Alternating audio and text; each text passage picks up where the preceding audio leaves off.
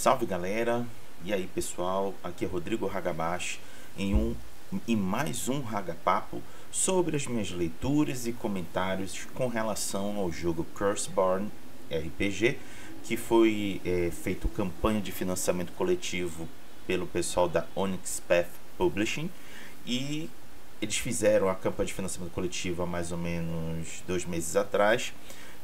Conseguiram financiar o projeto e financiaram muito bem.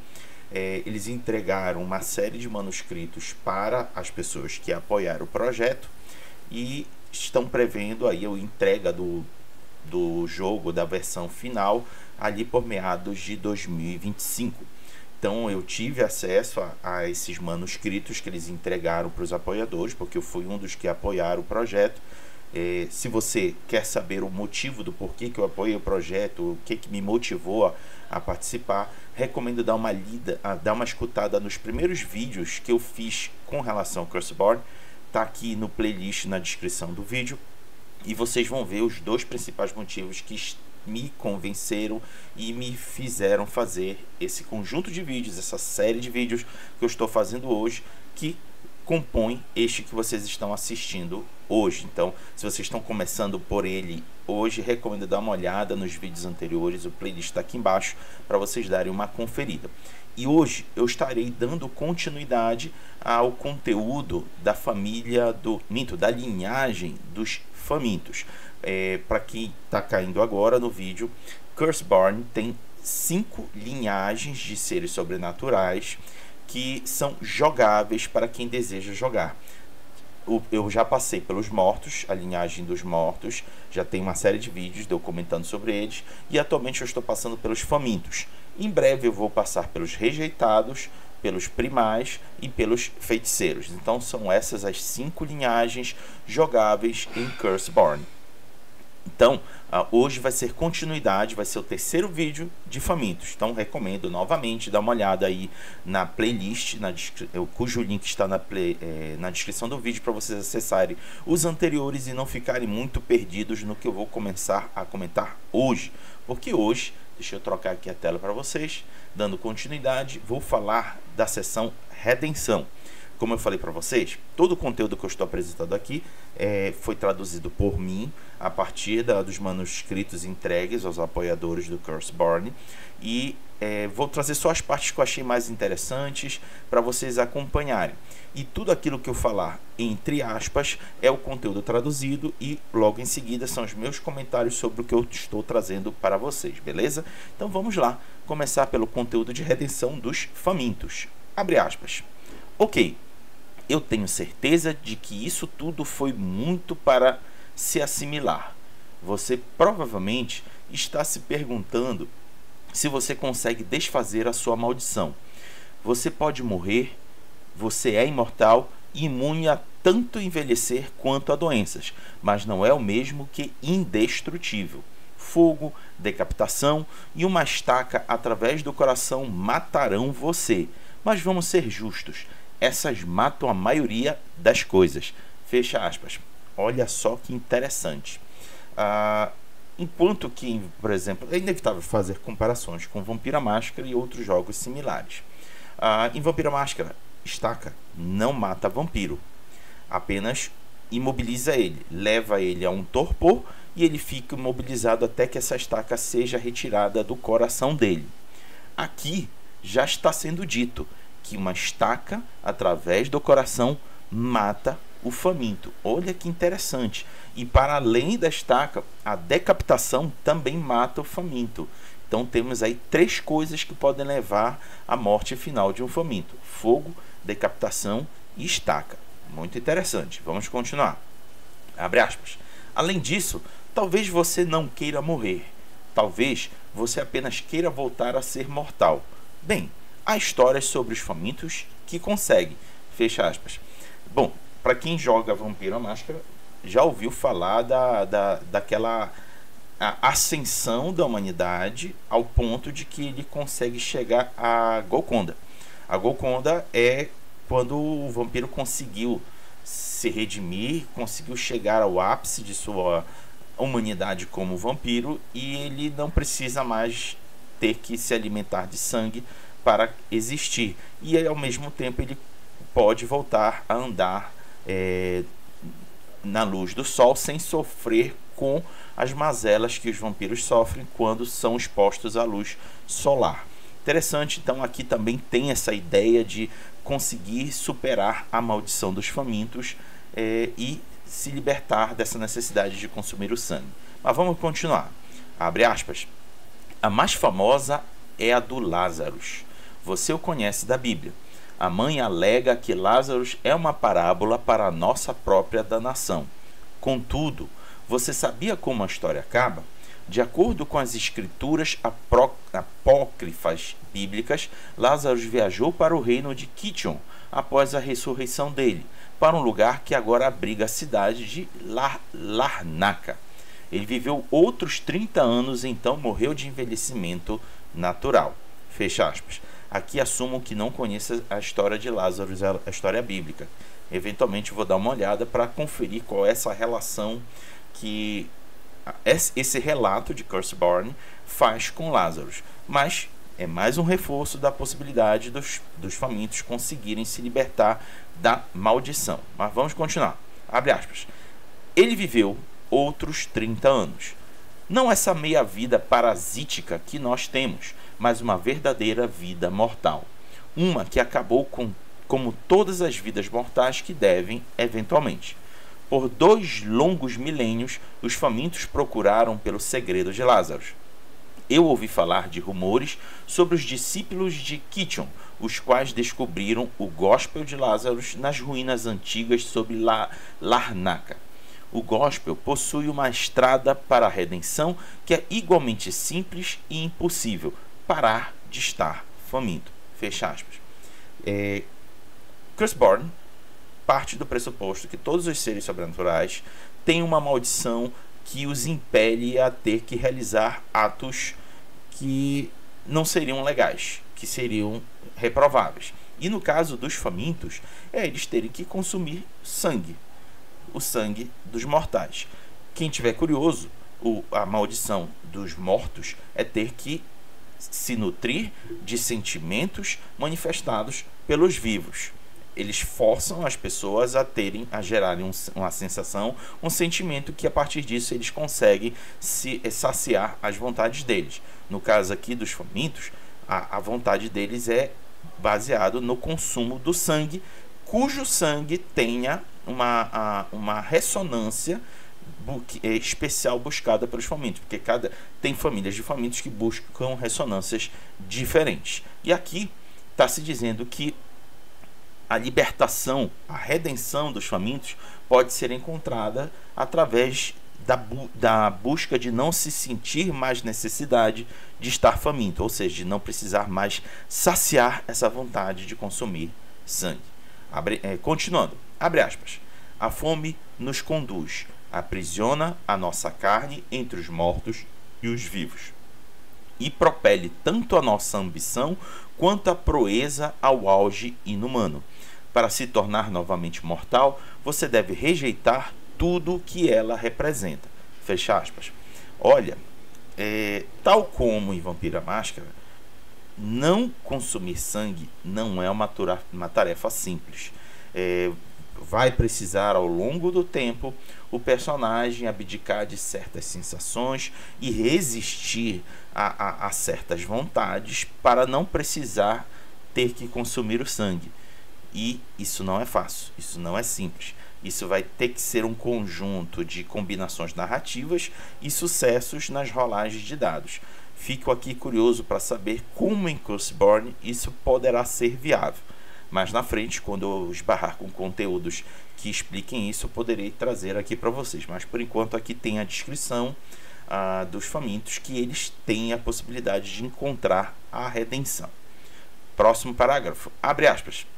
A maioria dos famintos vivenciam naturalmente com a abstinência, pois somente os mais impiedosos ficam inteiramente confortáveis comendo humanos. Ninguém gosta de ser um canibal. As histórias de jovens amaldiçoados em greve de fome abundam. Se o garoto aguentar, ele encontra o poder dele minguando. Os animais diminuem a mastigação de alguma forma, mas nunca enchem o bastante uma barriga dolorida. Eu nunca ouvi falar de uma única pessoa com a fortitude para manter o curso. A maioria abandona voluntariamente o experimento deles, mas alguns poucos insensatos aguentam até a fome forçar a mão deles. Os últimos, com mais frequência do que não, leva à carnificina. Fecha aspas. Então, aqui faz aqui uma breve menção da possibilidade de consumir sangue de animais para conseguir superar essa fome e a necessidade de consumir sangue humano. Mas, naturalmente, não é o suficiente. E isso pode levar à perda de controle total e acabar se tornando algo pior. O personagem ser dominado por essa besta interna e cometendo atos desumanos que normalmente não cometeria. Mais uma vez reforçando que a redenção para os famintos não é algo simples de ser alcançado e, na maioria dos casos, aqueles que tentam alcançar não conseguem. Continuando, abre aspas. Alguns antigos também tentam o jejum, embora por todos os relatórios isso seja mais difícil, se não impossível para eles. Fecha aspas. Jejum é o ato de não consumir o alimento. Mano, ficar sem se alimentar é muito complicado. O ser humano não consegue passar muito tempo sem consumir comida e principalmente sem consumir água. Eventualmente, ele encontra a morte por inanição. Então, não seria diferente com os famintos, considerando que ele precisa consumir sangue para se manter. Só que jejum, rapaz, é complicado. Jejum é um longo período sem se alimentar, ou seja, passar vários dias sem se alimentar e só se alimentar em um momento e passar mais outros dias sem se alimentar deve ser uma missão bem complicada. Mas aqui disse que tem a possibilidade, mas é muito difícil. Continuando, abre aspas. A mãe Hedred diz que o criador dela tentou isso e caiu em um sono letárgico na 12ª noite. Ele despertou 2 anos inteiros depois, relatando pesadelos terríveis e vívidos que atormentavam o repouso dele. Fecha aspas. Olha só que interessante. Uma das possibilidades de ficar de jejum não é necessariamente se perder o controle para a besta. Aqui relata-se a possibilidade de você cair em torpor, num sono letárgico. Interessante, mas ao mesmo tempo também relata que tem as consequências. Pesadelos terríveis e vívidos. Imaginem o quanto isso pode ser explorado numa mesa de RPG. Mas enfim, continuando, próximo parágrafo. Abre aspas. Lázaro, como um entre poucos, resistiu. Se é real, o gospel dele descreve rituais e meditações que aumentam o controle e diminuem a sede por sangue. Ele resistiu à danação e tornou-se mortal novamente. Ele não é o único. Os contos do retorno de Tammuz ou de Orfeus do mundo dos mortos também possuem mensagens codificadas sobre o desfazer de certas maldições. Há esperança lá fora. Fecha aspas. Bom, Lázaro é utilizado aqui o tempo todo como um exemplo, mas ele, até então, é uma figura mítica. Ninguém sabe se de fato ele é verdadeiro. Tem-se apenas a transferência de relatos que pode ser aumentado ou diminuído a depender de quem esteja fazendo o relato. Então, tal como outras crenças e outros mitos de outros jogos de Vampiro à Máscara ou Crônica das Trevas, está aqui um para os famintos que poderá servir como âncora de crença para buscar essa redenção, essa necessidade de não consumir sangue e voltar a ser um mortal. Essa é uma faceta que não é nova para outros jogos, vide Vampiro à Máscara e Vampiro Hacking. Ela está sendo trazida também aqui para Curseborn para famintos, mas essa de Lázaro é a novidade. Eu vou dar uma conferida na Bíblia, a história de Lázaro, para entender um pouco mais essa trajetória que pode ser alcançada de redenção. Mas vamos lá, abre aspas. Mas não fique terrivelmente preso demais a isso. Essas histórias são tão velhas e talvez apenas mitos. Eu sei que algumas pessoas alegam estar em contato com os discípulos de Lázaro, mas eles não parecem mais perto de desvendar uma cura para a danação do que qualquer um do resto de nós. Então, você pode tentar, mas honestamente, apenas beba a porra do sangue, beleza? Fecha aspas. Então, fechou aqui algo que eu já estava falando anteriormente. Lá, o mito, a história de Lázaro é tratado como mito, e se você quiser segui-lo e buscar a redenção, é muito mais pela força da crença e da vontade do que realmente algo que possa facilmente ser alcançado e facilmente conquistado. Vai muito da sua vontade. E se você conseguir, que dificilmente consiga, traga relatos e compartilhe com os demais para que outros possam seguir seu exemplo. Interessante. Agora vamos passar para o outro conteúdo, que é nós podemos ajudar você. Abre aspas. Ei, eu estou aqui por você, lembra? Mas não é só eu. Nós temos uma família inteira dedicada a ter certeza de que você possa comer, que você esteja seguro quando você dorme e que você aprenda a como usar o que lhe foi dado. Obviamente, nós não somos a única família. Você não consegue uma expectativa de vida imortal sem querer arrastar alguns poucos amigos junto. E após todo esse tempo, nós conseguimos um monte de amigos. Há um monte de famílias espalhadas através do globo, incluindo as 7 maiores e um monte de estirpes descendentes. Fecha aspas. Cara, quando eu estava lendo esse conteúdo e traduzindo, eu pensei, caramba, nos mortos tem 6 famílias. Já aqui nos famintos já vai aumentar para 7. Olha só a quantidade de possibilidades de personagens que você, pessoa jogadora, pode desenvolver em Curseborn. E eu acho isso legal. Aumenta o leque de possibilidades de jogo.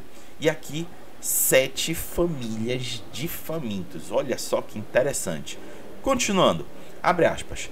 Nós somos membros da casa Battery, você e eu. A mãe é extremamente orgulhosa de nossa herança, mas todas as famílias são de alguma forma. E sim, ela pode ter traumatizado você, e ela continuará a assim fazer. Mas eu honestamente penso que você passou em um bom lugar. Pelo menos, nós não enterramos você como aqueles esquisitos dos Iscariotes. Você aprenderá em tempo sobre todos nós, mas nós todos temos a nossa própria agenda e tradições. Logo, tente prestar atenção quando a mãe vier visitar. Você prestará? Fecha aspas. Então, aqui, só a confirmação da existência de famílias entre a linhagem dos famintos. Uma delas já é citada aqui, a casa Battery, que é a família dos personagens famintos que estão aqui presentes nessa conversa descrita da família, da linhagem dos famintos. Para quem estiver lendo, são personagens da casa Battery, e aqui eles também citam a família dos Iscariotes. Vamos ao próximo conteúdo. Nós não estamos sozinhos. Não, nós não somos os únicos, abre aspas, nós não somos os únicos não humanos fora daqui. Isso não seria rico? Apenas humanos e vampiros fazendo as coisas deles, sem todos os outros sobrenaturais que você ouviu falar a sua vida inteira? Você realmente deve beber isso. Fecha aspas. Olha só que interessante. Ele já reconhece que não existem só os famintos sobrenaturais ao redor. Eles reconhecem os outros e naturalmente compreendem que precisa haver algum nível de relação social com eles para poderem habitar sem grandes conflitos. Continuando, abre aspas. Mas não, claro que não é apenas nós. Há os rejeitados e os feiticeiros, ambos dos quais ainda são mortais, humanos e tecnicamente, não é? Os poderes deles são imprevisíveis na melhor das hipóteses. Pelo que vi, então pise com cuidado e tudo isso. Eu não tenho certeza de que todas as diferenças entre eles, para ser honesto, e eu realmente não me importo, exceto que eles insistem que eles em não ser a mesma coisa. Eles ambos exercem alguma forma de magia real, do tipo de feitiço, de bunda de escola de bruxo, e nem é ruim de de se ter ao seu lado em uma briga, mas as coisas que ferem eles são muito mais assustadoras do que os mortais que tentam nos enfrentar ocasionalmente. Fecha aspas. Está aqui já relatando o nível de relação dos famintos com outros seres sobrenaturais das outras linhagens aqui citadas, por exemplo, os rejeitados e os feiticeiros. Então, naturalmente, os famintos reconhecem a necessidade de estabelecer relações com eles. Continuando, abre aspas. Nós provavelmente somos principalmente como os mortos, no sentido de que nós somos ambos um tipo de morto-vivo. Eles são fantasmas, mas eles não são fantasmas. Sim, é confuso pra porra, eu sei. Essencialmente, eles estão mortos e são fantasmas e ao mesmo tempo estão habitando um corpo. Eles têm todos os poderes fantasmagóricos e podem assumir corpos ou outras coisas que eu ouvi falar que eles também conseguem possuir lugares, o que é simplesmente selvagem. Eles também têm essa coisa por emoções que é muito como a nossa fome, mas menos visceral. Basicamente, eles são uma ameaça para você, mas você pode achar eles úteis para se unir no futuro. Fecha aspas. Olha, se você está assistindo o vídeo agora, dessa série de vídeos do Curseborn que eu estou trazendo, recomendo ver os vídeos que eu fiz para a linhagem dos mortos. Vocês vão entender completamente o porquê que esse trecho dos famintos comentando sobre eles serem fantasmas e ao mesmo tempo não sendo, que é essa característica que compõe os mortos. Enquanto que os famintos eles são mortos-vivos, os mortos são fantasmas que habitam corpos ou lugares. Só vocês vendo os vídeos que eu fiz, porque tem uma ampla explanação do que compõe os mortos, mas aqui está descrevendo qual é a relação dos famintos com os mortos. Continuando, abre aspas. Eu não corro com muitos dos primais, os metamorfos, onde nós nos orgulhamos de ser calmos e controlados. Eles deixam as vontades animais deles assumir, literalmente. É engraçado, há tanto lixo pop cultural sobre vampiros e lobisomens sendo inimigos mortais, mas nós não somos nem isso. Nós somos apenas incrivelmente diferentes, que nós raramente temos qualquer coisa para se conversar. Excelente em uma briga, contudo, e se você puder conseguir um para trabalhar por você, você tem um excelente infiltrador nas suas mãos. Logo, eu acho que eles são pelo menos úteis. Fecha aspas. Olha só que interessante, esse parágrafo comenta daquela eterna vontade de querer colocar vampiros e lobisomens, ou por assim dizer, metamorfos, em conflito o tempo todo, como se fossem inimigos mortais e eternos. E a gente vê muito isso no Vampiro à Máscara. Nossa, como a gente vê essa vontade, esse desejo de colocar vampiros e lobisomens em inimigos eternos, inimigos, criaturas feitas para se odiar e se combater. Aqui não quer dizer que eles não possam vir a ser inimigos, mas não é algo natural, não é algo pré-estabelecido.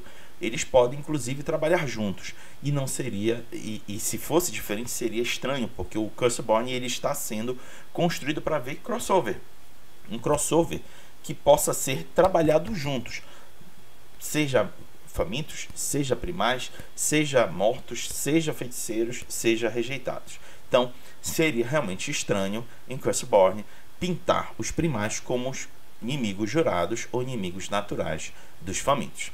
Continuando, abre aspas.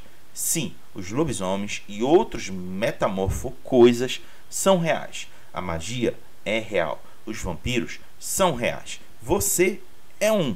Eu não tenho certeza do porquê isso não está afundando no seu amado e recentemente imortal crânio, mas nós não conseguimos todos estar no topo da classe. Eu acho. Eu tenho certeza de que existem mais, mas nós temos um espaço infinito de noites à frente, e a mãe deverá estar aqui logo. Então ela continuará a sua educação. Também, se você não pensar isso pela manhã, eu estarei empurrando isso abaixo de sua linda goela e você não apreciará o processo. Boa noite. Fecha aspas. Olha só que interessante. Está aí o conteúdo que eu poderia trazer aqui para vocês de introdutório sobre um apanhado geral do que são os famintos em Curseborn. Nos próximos vídeos eu já vou começar a falar das famílias. Vocês vão ver que serão 7 famílias e tem, tal como quem já viu as famílias dos mortos, tem uma variação bem grande entre os tipos de famintos. E aí eu deixo aqui o convite para vocês verem os outros vídeos futuros, outros vídeos. Ainda em 2024 deverei ainda fazer 2 vídeos, já começando e já falando das famílias dos famintos, e o restante ficará para o início do ano de 2025. Então, deixo aqui meu convite para vocês acompanhar essa série de vídeos de Curseborn. Muito obrigado por ter assistido até aqui e até a próxima. Falou!